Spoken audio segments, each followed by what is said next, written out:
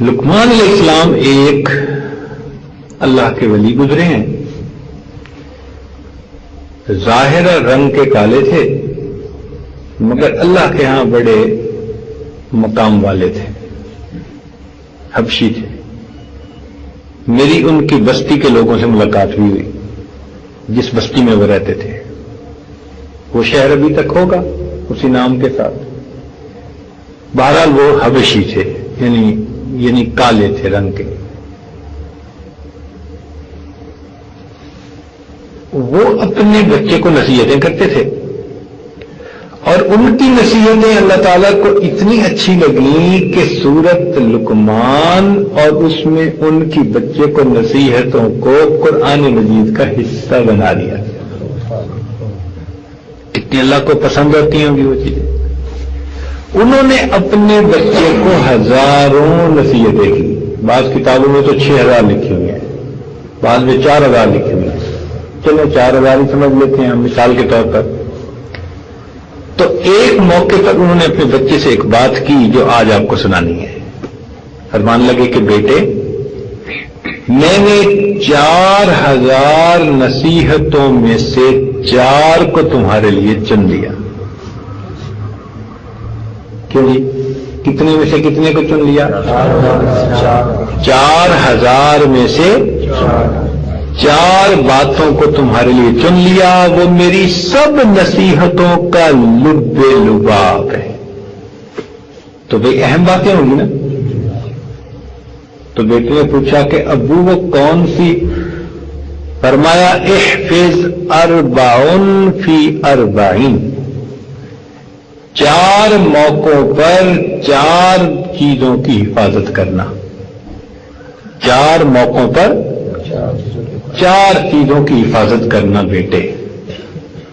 پہلی بات فرمایا احفظ عینیک فی بیوت الناس. جب لوگوں کے گھروں میں جاؤ تو اپنی آنکھوں کی حفاظت کرنا. یہ اس دور کے حساب سے کہا گیا کیونکہ اس دور میں جب لوگ آتے جاتے تھے کسی کے ہاں مہمان تو اس آنے جانے میں بے پردگی کا بھی ڈر رہتا تھا. آج کل کے دور میں کہیں گے کہ نظر اٹھاتے ہوئے نظر کا خیال رکھنا. کیونکہ آج تو گلی میں بازار میں جہاں کہیں نظر اٹھے گی تو خطرہ ہے کہ آگے سے کہیں غیر محرمی نہ سامنے ہو.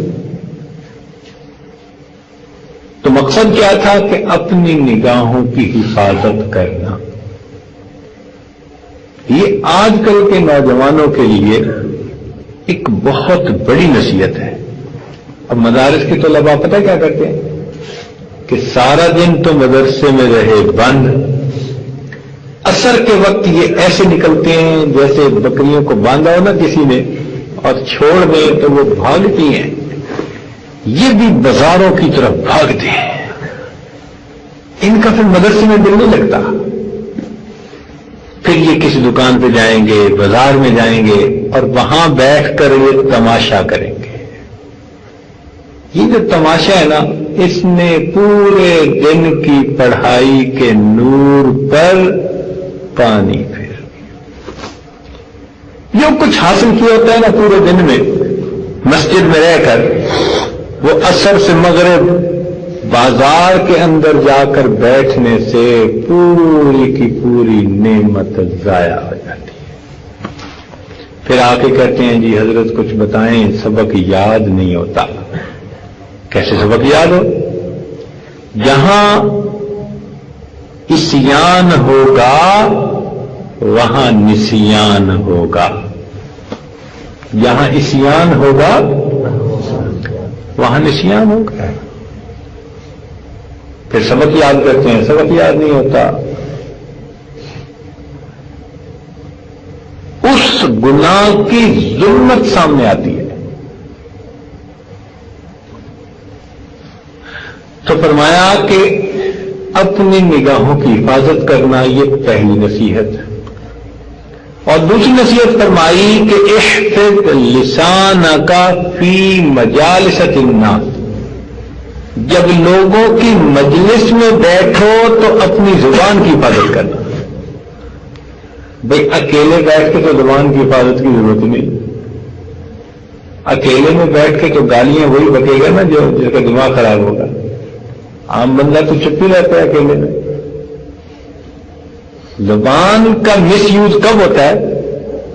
لوگوں کی مجلس میں، جب 1 سے 2 ہوتے ہیں، 2 سے 3 ہوتے ہیں، پھر زبان کا برا استعمال شروع ہوتا ہے. کسی کی غیبت کی، چغلی کی، بہتان باندھا، کیا کیا. تو فرمایا کہ لوگوں کی مجالس میں بیٹھ کر کس کی حفاظت کرنا؟ زبان کی حفاظت کرنا. اور تیسرا فرمایا کہ احفظ معدتی کا اعلی مائدتی. جب تو دسترخوان پر بیٹھے تو اپنے معدے کی حفاظت کرنا. اس لیے کہ دسترخوان پر بیٹھ کر انسان جو کھاتا ہے وہی اس کی صحت ہوتی ہے. اس کو انگریزی میں کہتے ہیں your health is what you eat. جو آپ کھاتے ہیں وہی آپ کی صحت ہوتی ہے. اور آج کل کے نوجوانوں کو تو کھانا اچھا نہیں لگتا، ان کو فاسٹ فوڈ اچھا لگتا ہے. چپس کھائیں گے، پتہ نہیں کیا کیا الٹی سیدھی چیزیں بن گئی ہیں نئے دور کی. یا اللہ، اگر روٹی سالن دو نا تو وہ اچھا نہیں لگتا. یہ کہیں گے ہمیں پوٹیٹو چپس لے کے دیں، اور نئے نئے کھانوں کے ہمیں نام ہی نہیں آتے، پرانے دماغ کے بنے ہمیں نام بھی نہیں آتے. کیا کیا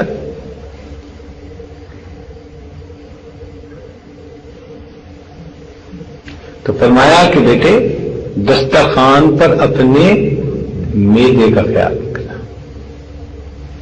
اور چوتھی بات فرمائی کہ بیٹے احفظ قلبک فی الصلاۃ.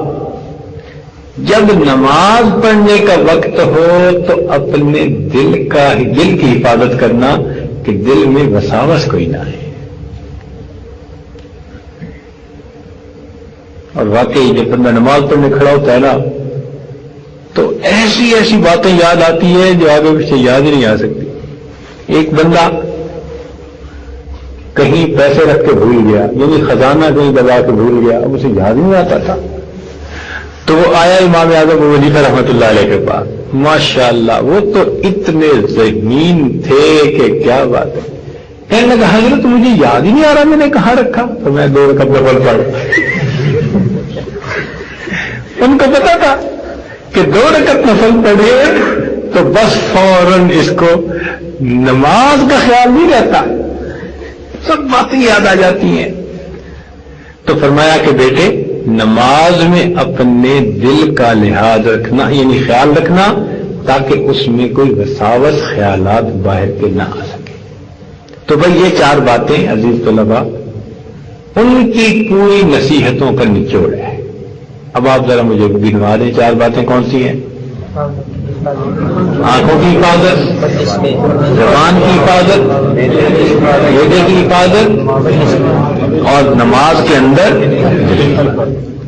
پھر 4 باتوں کے ساتھ تھوڑا سا ضمیمہ بھی ساتھ لگا دیا. ہوتا ہے نا کہ یہ تو میرا پیپر ہے اور اس کے ساتھ میں کچھ اور بھی اضافہ لگا رہا ہوں. تو فرمایا کہ بیٹے 2 باتوں کا کبھی تذکرہ نہ کرنا. 2 باتوں کا کبھی تذکرہ نہ کرنا. ایک، اگر تو کسی کے اوپر احسان کرے تو اس احسان کا کبھی تذکرہ ہی نہ کرنا. اور دوسرا، اگر کوئی تیرے ساتھ برائی کرے تو اس برائی کا کبھی، یعنی اللہ کے لیے معاف کر دینا. جب اللہ کے لیے معاف کر دو گے تو تم اس کا تذکرہ ہی نہیں کرو گے. تو 2 چیزوں کا تذکرہ نہ کرنا. کون سی 2 چیزیں؟ ہاں بھائی کلا. ایک تو اگر تم کسی پر احسان کرو تو اس کا تذکرہ نہ کرنا، اور دوسرا کوئی تمہارے ساتھ برائی کرے تو اس کا بھی تذکرہ کرنا. اور فرمایا کہ دو چیزوں کو کبھی بھی نہ بھولنا، دو چیزوں کو یاد نہ کرنا اور دو چیزوں کو اتنا یاد کرنا کہ دو چیزوں کو کبھی بھی نہ بھولنا۔ اس نے کہا جی کون سی؟ فرمایا ایک اپنے رب کو کبھی نہ بھولنا اور دوسرا اپنی موت کو کبھی نہ بھولنا۔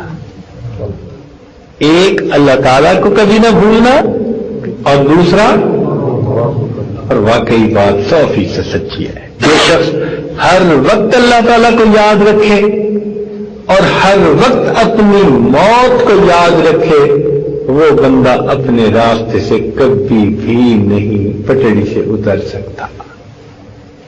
ہمیشہ اللہ کو یاد رکھیں اور ہمیشہ اپنی موت کو یاد رکھیں۔ جب انسان موت کو بھولتا ہے نا تو پھر وہ دنیا کے اندر الجھ جاتا ہے۔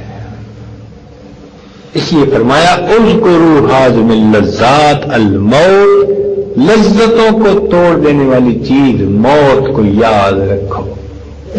یہ موت کو بھولنے کی علامت ہے نا کہ ادھر زلزلہ آیا اور لوگوں کے گھر گرے، لوگوں کی جانیں چلی گئیں، اور ایسے بھی لوگ تھے جو ان مکانوں کے گرے ہوئے ملبے میں سے لوگوں کی چیزوں کو لوٹ رہے تھے، اور ایسے بھی تھے کہ اگر عورتیں اس میں دب کے مری تو ان کے ہاتھ کاٹ کر اس میں سے زیور چھین رہے تھے۔ اب یہ واقعہ پتہ نہیں کہاں تک سچا اللہ جانے، لیکن مجھے ہمارے ایک دوست ہیں پروفیسر نصیر صاحب، انہوں نے سنایا، کہنے لگے ایک بس جا رہی تھی، ایک آدمی نے جو دیکھا تو اس کو نیچے ایک سانپ پڑا نظر آیا بس کے اندر، تو اس نے کنڈکٹر کو کہا سانپ سانپ۔ کنڈکٹر نے اس سانپ کو پکڑ کے جو کھڑکی تھی اس سے نیچے پھینکا، تو کہتے ہیں کہ ساتھ ہی ایک سکوٹر پہ نوجوان جا رہا تھا، وہ سانپ اس سکوٹر والے کے جسم پہ جا کے لگا اور اس میں سے کاٹا، جب کاٹا تو سکوٹر والا گرا اور مرا۔ جب پولیس نے آ کر اس بندے کو دیکھا تو اس کے سکوٹر کے پیچھے ایک کوئی چیز بندھی ہوئی تھی، ایک جیسے کچھ چیز یا بریف کے لیے جو مرضی سمجھ لو، اس کو جب کھول کر دیکھا تو زلزلے میں جو عورتیں دب کر مر گئیں ان کے ہاتھوں کو کاٹ کر لایا تھا، جن میں چوڑیاں انگوٹھیاں پہنی ہوئی تھیں، اور ان کو لے کے جا رہا تھا۔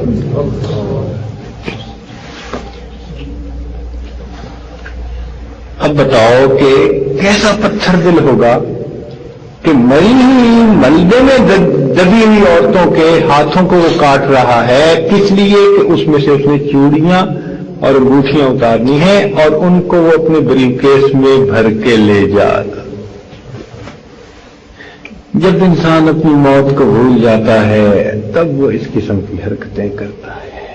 تو دو باتیں کہیں، فرمایا بیٹے اللہ تعالیٰ کو کبھی نہ بھولنا اور اپنی موت کو کبھی نہ۔ جب موت بھول جاتی ہے نا پھر انسان بالکل دنیا میں الجھ جاتا ہے۔ تو بھائی ان دو چیزوں کو ہم یاد رکھیں، اللہ تعالی ہمیں اپنی یاد کی توفیق نصیب فرمائے، موت کو ہر وقت یاد رکھنے کی توفیق نصیب فرمائے، اور اللہ تعالی ہمارے گناہوں کو معاف فرمائے۔ وآخر دعوانا الحمدللہ رب العالمین۔